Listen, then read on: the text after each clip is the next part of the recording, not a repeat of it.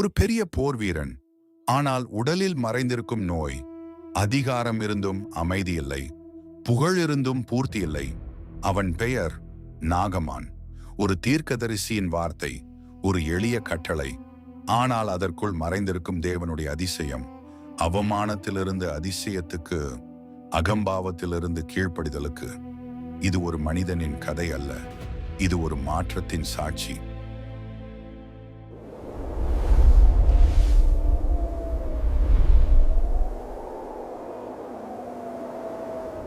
Syria தேசத்தில் ஒரு வல்லமையுள்ள ராஜ்யம் இருந்தது. அதன் படைத்தளபதி நாகமான். அவன் மிகப்பெரிய வீரன், ராஜாவால் மதிக்கப்படுபவன். ஆனாலும் அவன் குஷ்டரோகத்தால் பாதிக்கப்பட்டவன். அவனை கொண்டு கர்த்தர் சீரியாவுக்கு இரட்சிப்பை கட்டளையிட்டார். மகா பராக்கிரமசாலியாகிய அவனோ குஷ்டரோகியாயிருந்தான். சீரியாவிலிருந்து தண்டுகள் புறப்பட்டு இஸ்ரவேல் தேசத்திலிருந்து ஒரு சிறு பொன்னை சிறைப்பிடித்துக் கொண்டு வந்தார்கள். அவள் நாகமானின் மனைவிக்கு பணிவிடை செய்து கொண்டிருந்தாள்.